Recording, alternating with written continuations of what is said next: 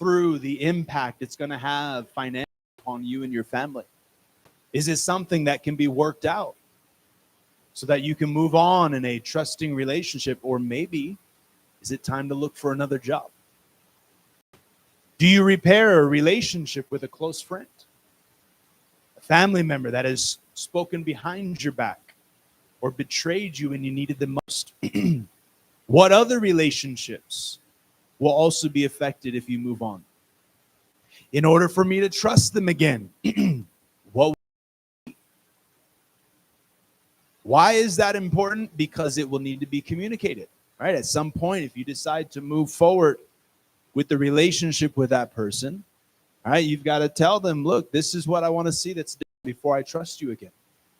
All right, but you've got to ask these questions. What do I really want? Are there good reasons to keep pursuing the relationship, even after trust has been broken? Maybe there's children involved. Finances that are involved. Maybe there's other connected relationships that are involved.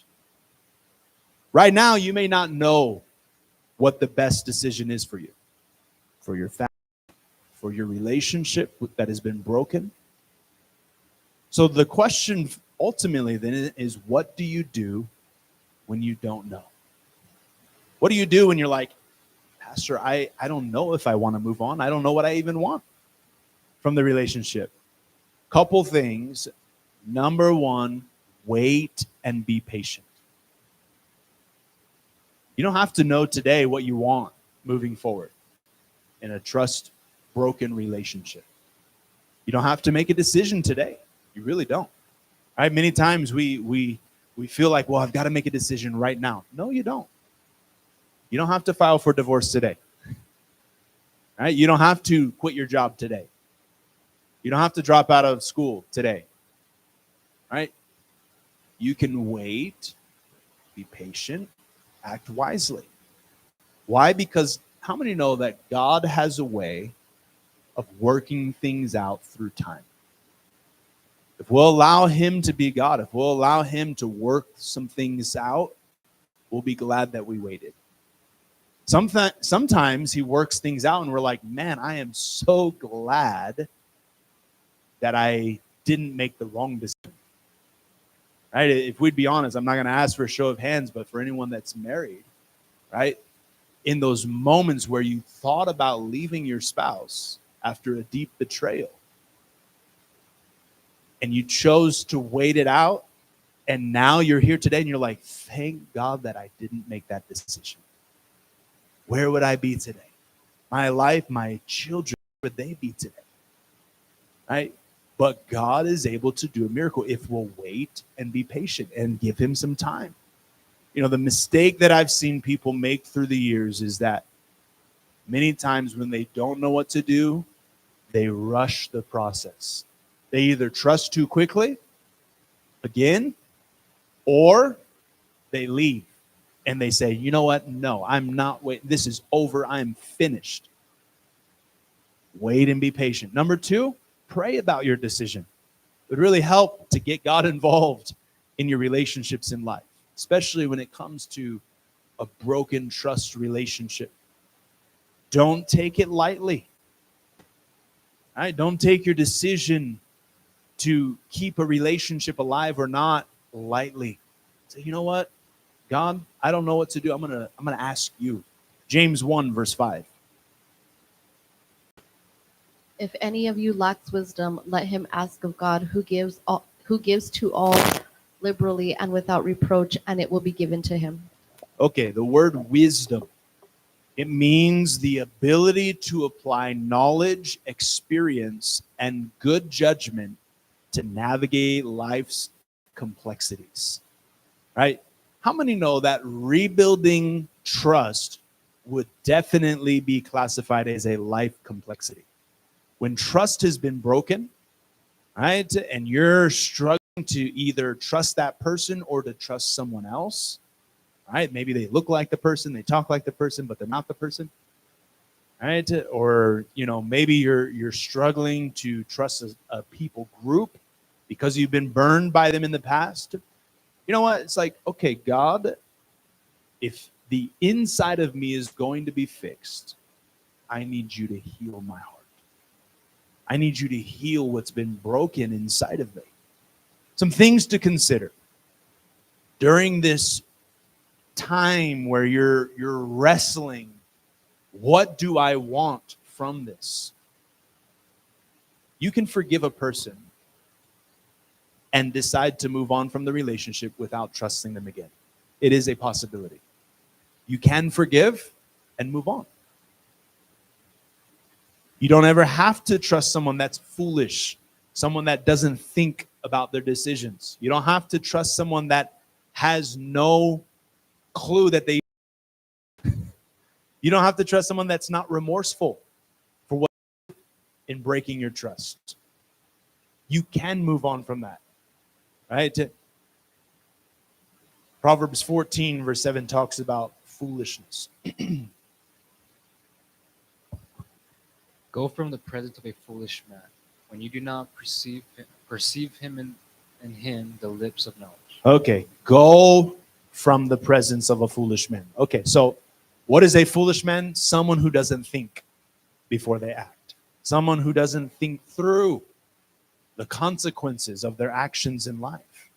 Right? It says, when you do not perceive in him the lips of knowledge. You know, there are people that they're foolish in their actions, they're foolish in how they speak, right? And they're not thinking through their decisions in life. And if you see a track record of that, you know what? I forgive you, but it's going to have a little bit of a different relationship now. Right? We're not going to have the same relationship that we had before. Right? And there's times that may be for a season. Maybe they're not thinking yet. You know that people can change. People can start to think. Like all of a sudden, you can, like their brain switches on. It's like, yeah, that was dumb. And yeah, now I'm remorseful. I realize what I did back then, that was very foolish, and I am sorry for what I've done, right? That is a very strong possibility. But in that meantime, right, you can forgive and say, you know what? Let's move on. Let's move forward. I don't know what the future holds. We'll see. Right? But at least you've done your part to forgive.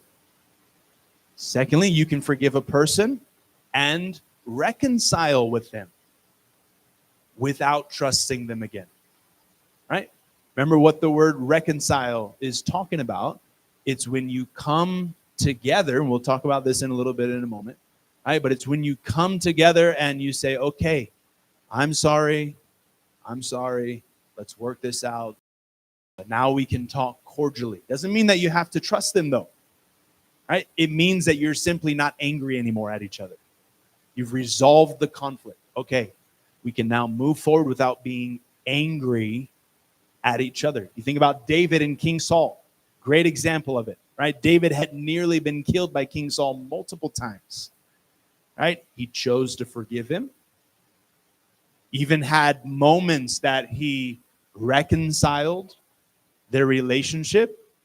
But you know what? Very wisely he did. He said, you know what? I'm not going to trust you, though. Everybody around him is like, oh, no. Even Jonathan, no. I'm telling you, Dad, he's good now with you. He would never try to kill you. And David's like, I'll tell you what, you do this. You go to dinner, and if you ask about me, tell him I went to go be with my family, and then see how trustworthy he actually is. He does it, right? He goes, and he's like, hey, you know, where's David? And he's like, oh, he asked if he could go to be with his family. He's like, you did what? And he gets angry at his own son. He's like, almost going to kill Jonathan. His heart's revealed, right? So David, he wisely said, you know what? I'll reconcile. I'll keep my heart right. I'll allow you to say, yeah, I'm sorry. But he chose not to trust him. That's a very real possibility in life. Right? 1 Samuel 26, verse 21 through 25. Then Saul said, I have sinned. Return my son David, for I will harm you no more, because my life was precious in your eyes this day. Indeed, I have played the fool and he read exceedingly. And David answered and said, Here is the king's spear. Let one of my young men come over and get it. May the Lord repay every man for his righteousness and his faithfulness, for the Lord delivered you into my hand today. But I would not stretch out my hand against the Lord's anointed. And indeed, as your life was valued much this day in my eyes, so let my life be valued much in the eyes of the Lord, and let him deliver me out of all tribulation. Then Saul said to David, May you be blessed, my son David. You shall both do great things and also still prevail. So David went on his way, and Saul returned to his place. Only in northern New Mexico would someone say Saul. We're not reading in Spanish. I love it. And she knew it too. She did it on purpose. I love it. All right. Saul returned to his place. Okay, so here we go. David went on his way. Yes. David went on his way, and Saul returned to his place, right? So here they reconcile, but it says David went on his way. He said, okay, yes, I forgive you. My heart is right with you. I'm not going to touch the Lord's anointed, but I'm going on. You know, there's times in life you may not trust, but you've got to move on. You've got to move on in life. Jacob and Esau, right? Although they forgave each other, they reconciled. Jacob still didn't trust Esau. Right? Esau had threatened to kill him before the last time he saw him. Right? So then they come back. There's this whole exchange. And then we find this in Genesis 33, verse 12 through 14.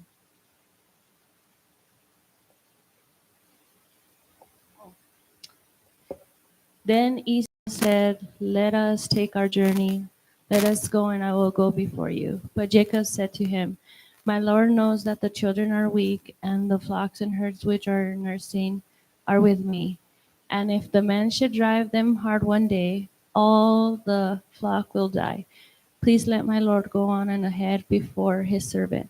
I will lead on slowly at a pace which the livestock that go before me and the children are able to endure until I come to my Lord in Seir. Okay, so you read the rest of the story for yourself. This is what he says. And right after that, he goes a completely different direction. Right? He doesn't follow after Esau. He actually changes direction, and he puts some distance in between themselves.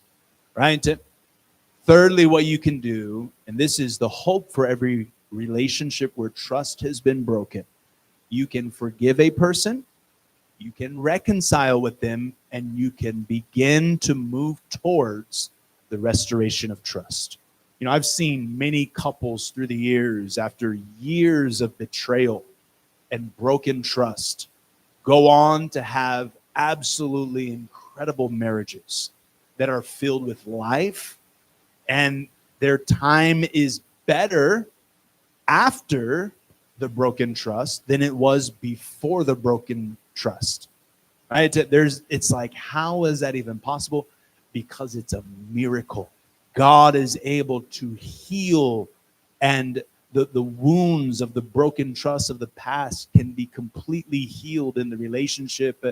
God is able to restore the marriage. You know, our story of Joseph and his brothers, it's a story of full forgiveness, full reconciliation, full restoration of trust.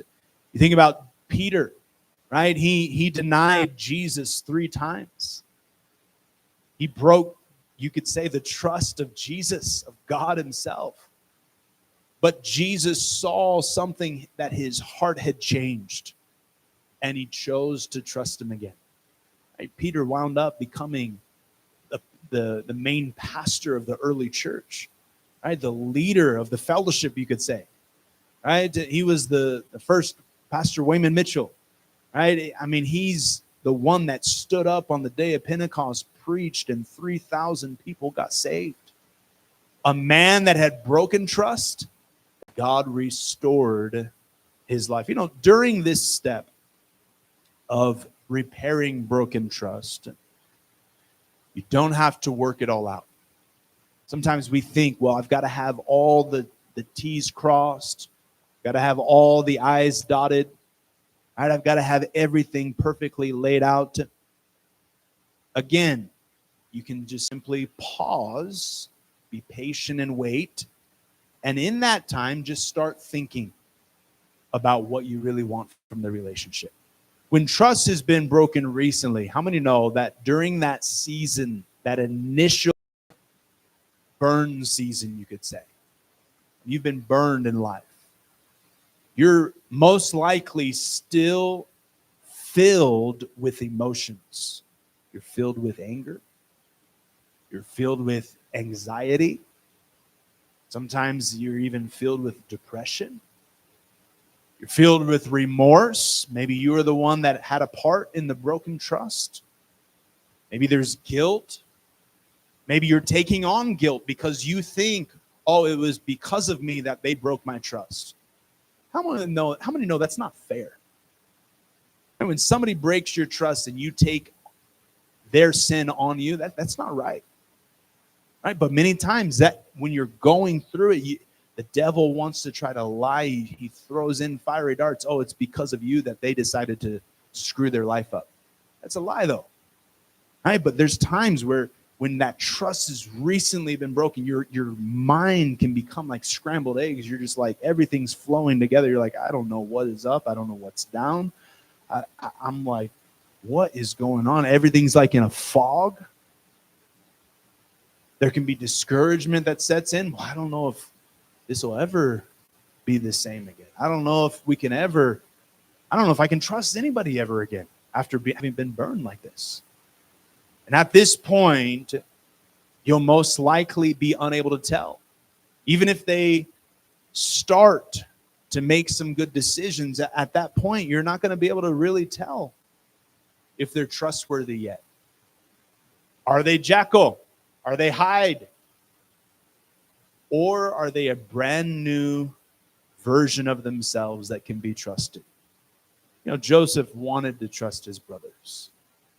His brothers wanted to trust him, but they each had to ask themselves this question: what do I want from this relationship? Okay, let's open up. Any questions or comments before we move on? Jeremy? Life is all about trust. If it's either a person or if it's a thing or an object, well, it's something that we build our lives on regardless of if it's been broken or not. We still need trust in our life. Absolutely. And so hold on. So what happens when we don't have that, though? Get anxiety or... Absolutely. Because it's such a foundational part of life. Like, if you can't trust a person, how are you going to trust God? If you don't trust God, how are you going to trust people? Right? If you have been so burned in life, how are you going to trust your boss? How are you going to trust that your company is going to pay you? How are you going to trust the government? Right? Like, how are you going to trust like anything in life? How are you going to trust that the roads are going to be maintained and you're not going to get a flat tire because somebody threw nails all over the road and nobody cleaned them up? Right? Like, there's things in life, is like, how are you going to trust that your car is going to work? Right? How are you going to trust your mechanic actually did the oil change when you paid him to do it? It's not like you're watching him like, all right, did he do it? So then, oh, well, I'll just do my own oil change. How are you going to trust yourself? Right? Trust is literally a part of it's every part of life. You have to come to a point where you say, God, I need you to help me in here. It's like, okay, I may have been burned, but that's not going to change my ability to trust in life. And this is why we're doing this series, right? Is that you examine, okay, are they trustworthy? Can I trust them? Right? It's like, for instance, when you go, let's stay on the car subject. When you go to a mechanic in 2025, what is the first thing that you do? On Google, I look at their reviews. If they have a 1 or a 2 star for every one of their reviews, I am not going to that mechanic. If they've got, a couple of 1, 2 stars, maybe somebody had a bad day, right? But if their rating is 3 or less, I am not going to that mechanic. I don't care how many people tell me, oh yeah, it's a great mechanic, they're wonderful. I think a lot of other people say otherwise. I trust you, bro, but I don't know now. Right? It's like when you go to a restaurant, right? You don't go to a restaurant that has 2 or 3 stars. You're going to get sick. You're going to come out with salmonella. I don't care how trusting the people were and their taste buds. They might have said, hey, this is a great restaurant. And then you go there and you get sick and you're like, I don't trust that person and I don't trust that restaurant. Right? But that's what are we doing though? We're examining, when we look at the reviews, we're examining, can this restaurant be trusted? Right? So it's a part of every part of life. So what do you want moving forward at the end of the day? Very good. I appreciate that comment. And I struggled with it. That's how I know, because when I became a boss, it was hard for me to let those guys, because I was always over there with them, and I'm like, well, they don't do it like me, but at the end of the day, it's like, just gotta trust them. Yep. Yeah, so that's part of not being a micromanager, right? It's like, okay, I'm gonna train you. This is how I want you to do it. And then I'm gonna observe you. Okay, you're doing it. Okay, and then I'm gonna step completely out of the picture. Now, run it, do it. If you need help, ask me. If I hear of something that went wrong, I'll come and I'll say, okay, hey, let's fix this. Let's work on this, right? But that's not micromanaging. That's training them efficiently, but then you trust that you trained them and they caught it. If not, then time will reveal it, right? But yeah, what does that do for you as a boss? It enables you to work on other things. It releases that. It enables you to grow as a leader, right? If you don't release, if you're a micromanager, you'll only be able to manage so many people.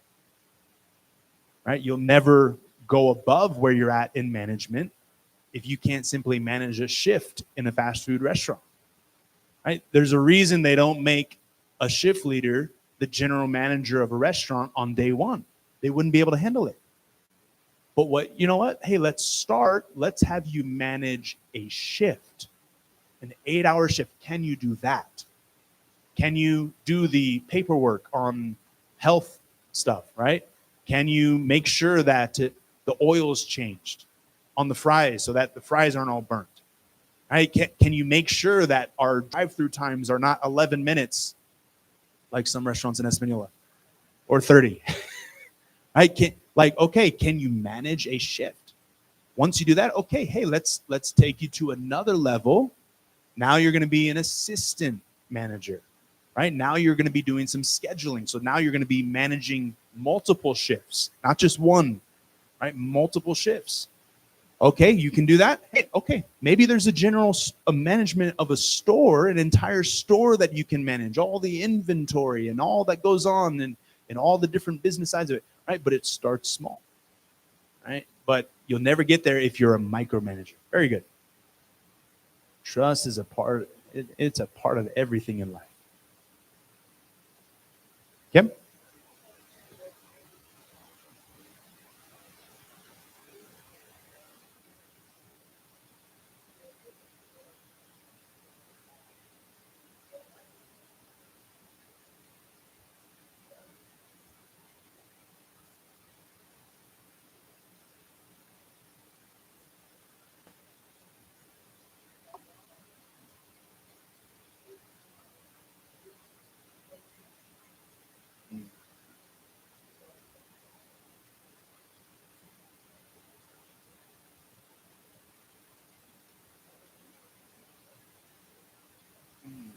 Absolutely.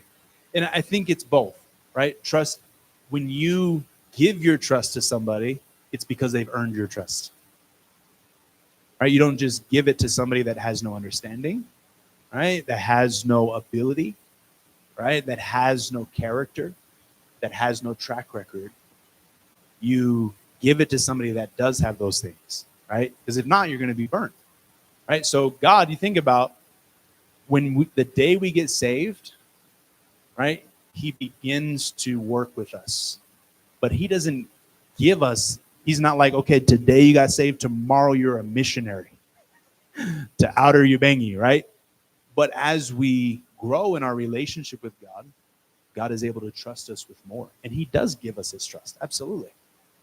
Yeah, so I think it's both. Yep. But very good. I appreciate that because, in life, think about what we've been given in trust in life. Like in ministry. Like I look at my own personal life, I'm like, God is so good.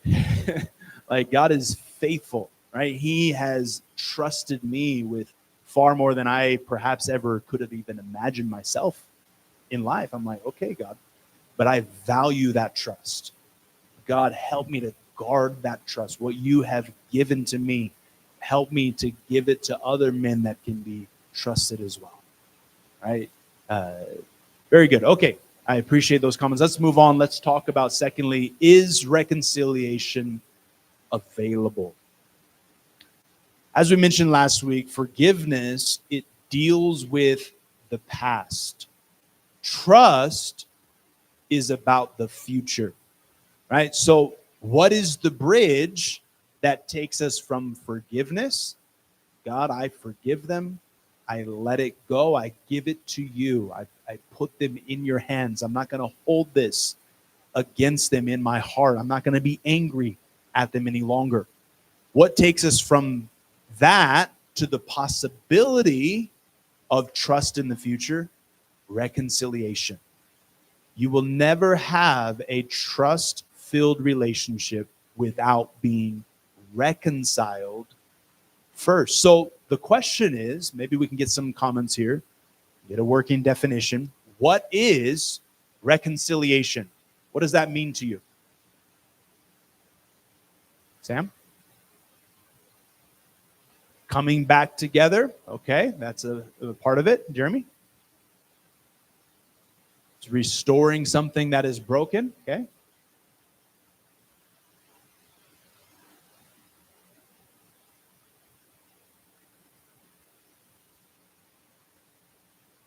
Okay, so it's not just one-sided. Remember, forgiveness can be one-sided.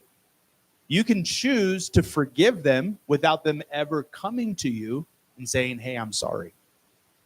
Reconciliation, then, the definition of it is the restoration of friendly relations. In other words, one person says, I'm sorry.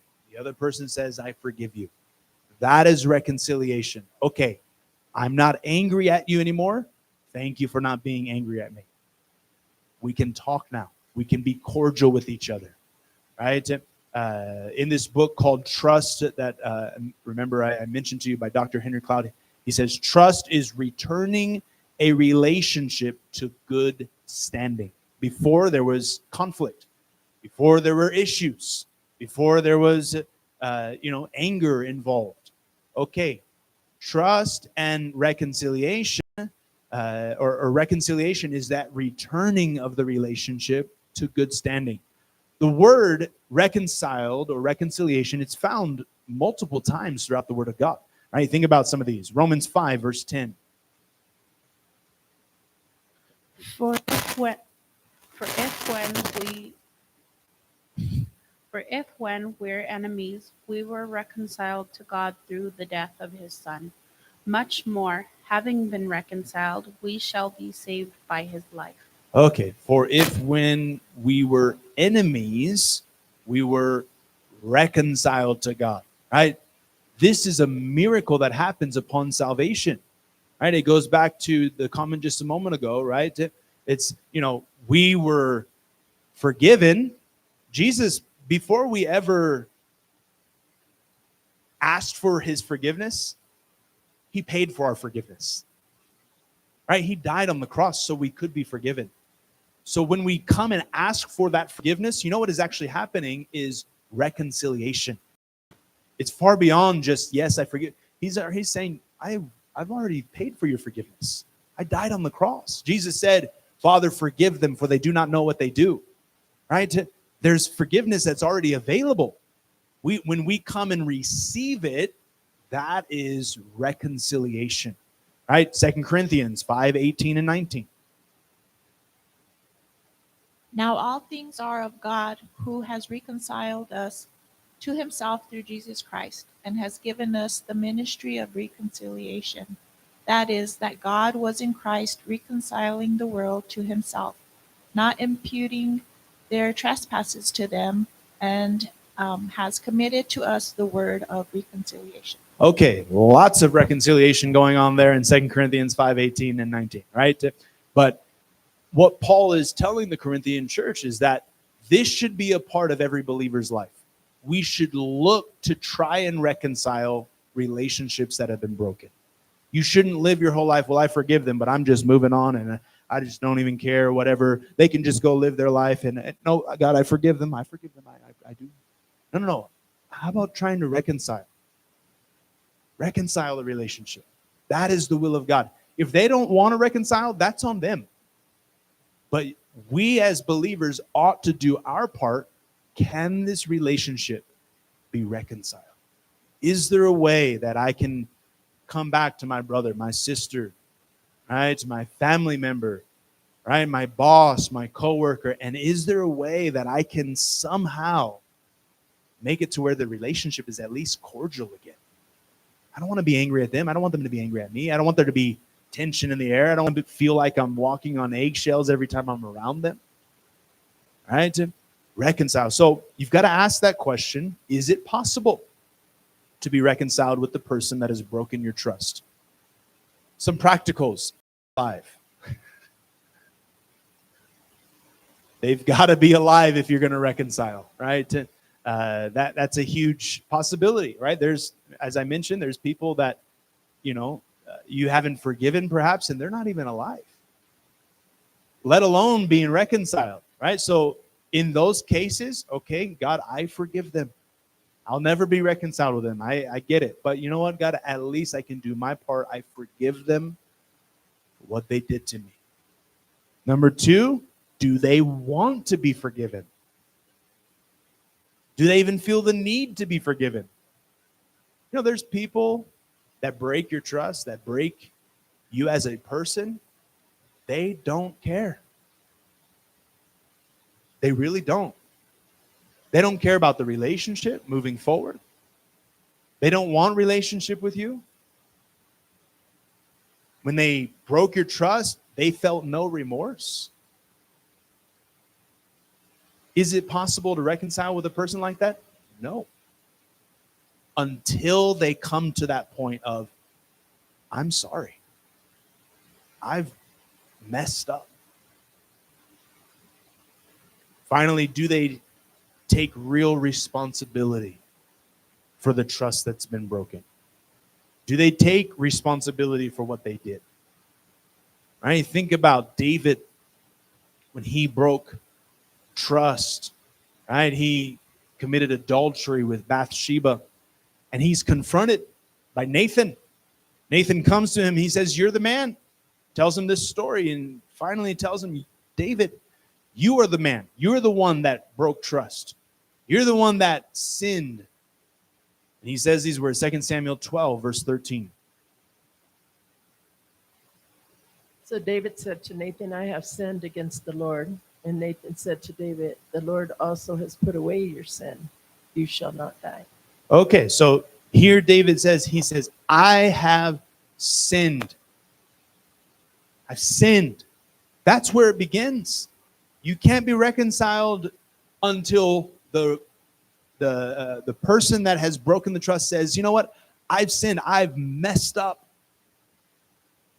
I've broken your trust, and I'm sorry for it.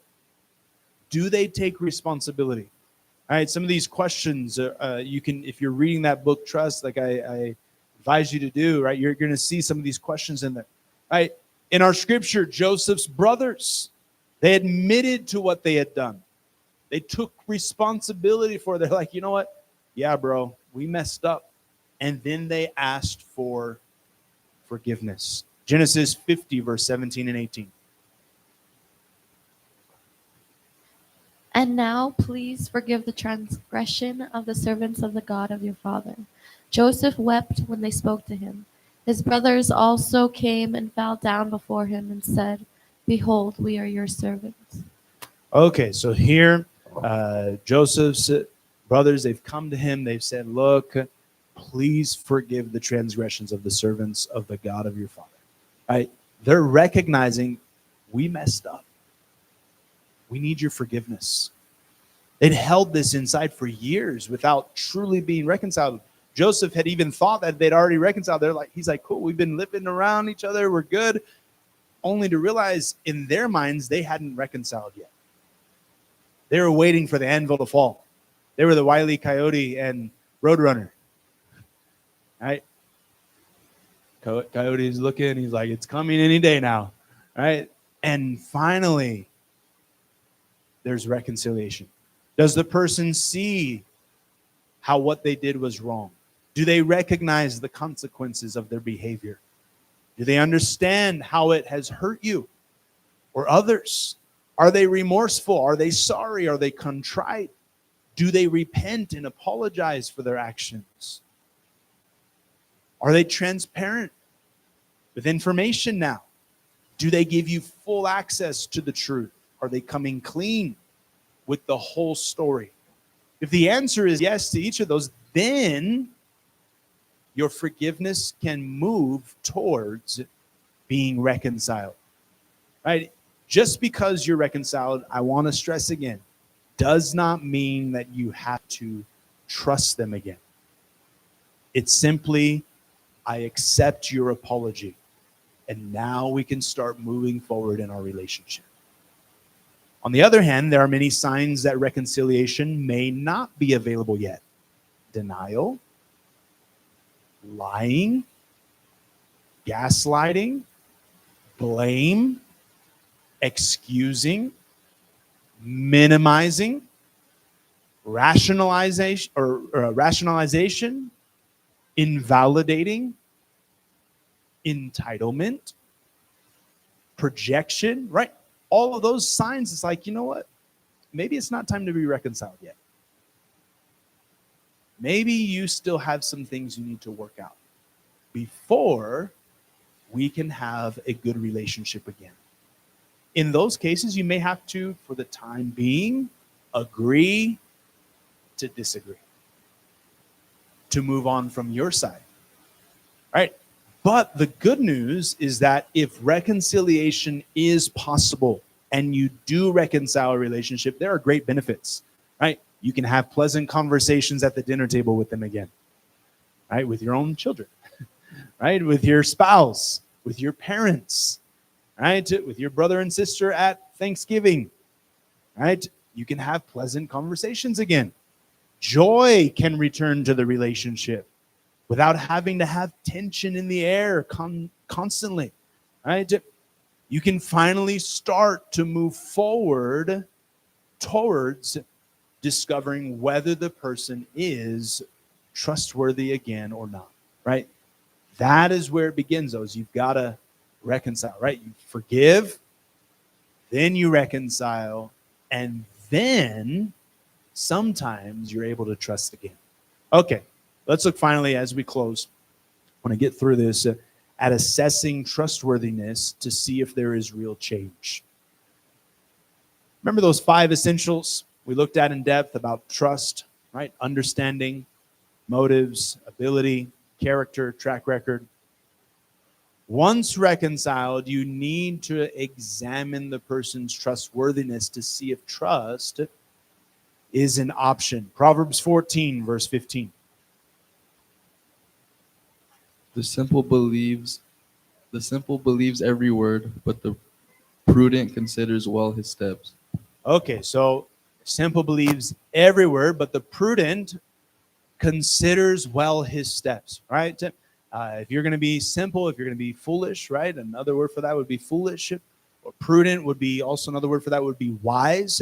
Someone that considers well his steps. It's like, okay, so if you're going to be wise in choosing who you're going to trust in life, you need to consider well, right? When it comes to trust, right, and considering well, do they have those 5 essentials of trust? Do they have understanding, motives, ability, character, track record, right? Be more careful who you choose to trust in life, right? I don't choose just anyone to trust in life with my kids. I just don't. Not in the world we live in. Right? The world we live in is crazy. I don't say, oh yeah, just go to any of your friend's house after school and just hang out. I do not do that.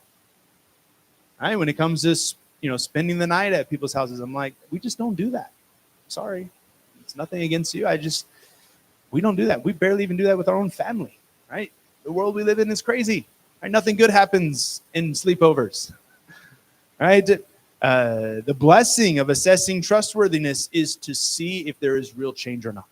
Right? You protect your own heart and ability to trust again. And not only that, but when someone does prove that they're trustworthy through this process, it leads to growth in trust. Luke 16, verse 10.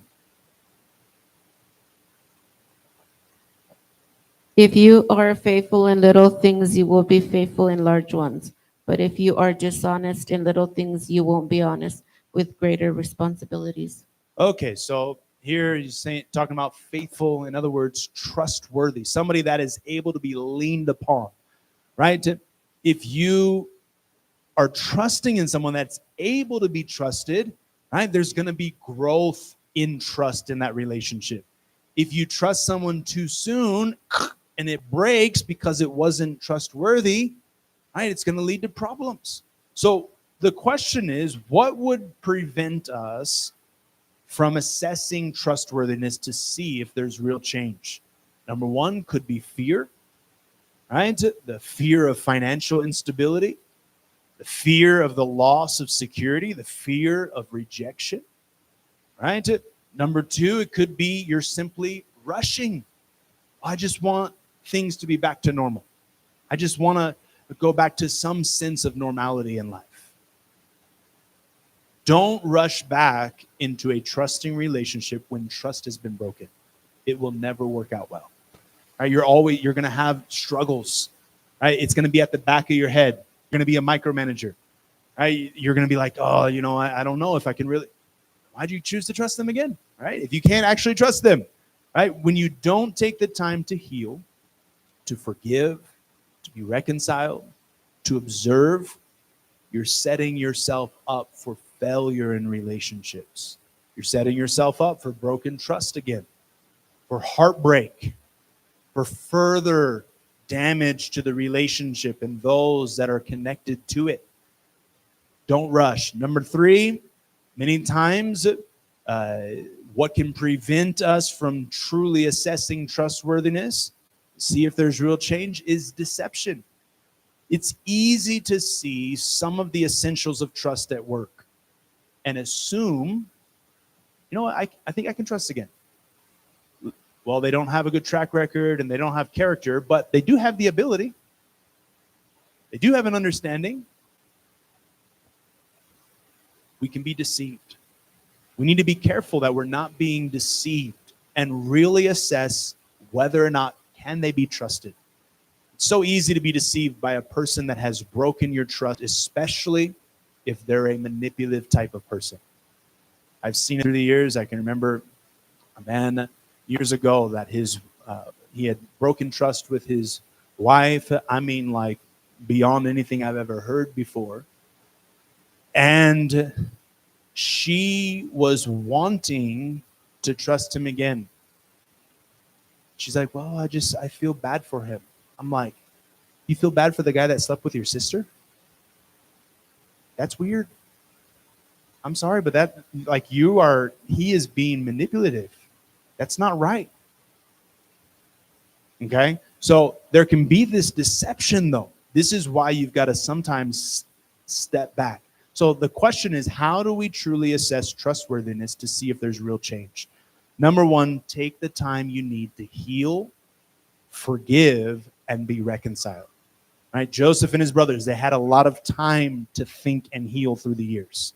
Right? Joseph tested his brothers, right, to see if there was real change that had occurred by putting them in prison, by telling them, go home, get your brother Benjamin, right? All these different things. Okay, now I'm revealing myself to you. Now go home and get dad. Right? All these different tests. They had time to heal, forgive, and be reconciled. Secondly, observe the person's essentials of trust. Do they have them? Are they fake? Are they real? Does the change last? Right? Are they only changing for the moment until you trust them again? You know, kids are like that, right? How many of you have kids that they will do good until the punishment's over, until they're not grounded from their privileges anymore, right? And then as soon as they're ungrounded, they're right back. You know, hey, wait a second here. Let's go back on grounding. I like grounding you better than not grounded you, right? Observe what happens when they fail again. What happens when they are successful? How do they handle it? Thirdly, get an outside perspective that is unbiased. You know, sometimes a pastor can help you walk through this process of rebuilding and healing broken trust. Why? They have an unbiased view. Right? They're not emotionally connected to either person in the marriage or in the business or in the relationship in the church. And sometimes they can just help you walk through it. It's like, okay, maybe you're not seeing this. Or here, you know what? Actually, I think they are trustworthy now. I think you can trust them. Right? Because sometimes, again, those emotions, when they're running wild in your head and you feel like mashed potatoes or scrambled eggs and you're just like, what is going on? You're in a cloud, right? Need that outside perspective. Finally, trust God to show you whether they're trustworthy or not, to give you that discernment. And for the future, build your relationship with God. Ask God, can I trust them again? The good news, we're going to get into this more next week. Rebuilding broken trust is possible for even the greatest of betrayals in life. I'm telling you, when broken trust is healed, the other side is greater than it was before. God can do a miracle.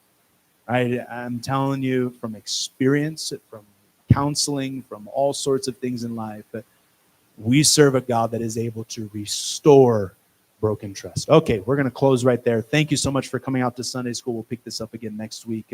We're going to start revival in about 5 minutes. God bless you.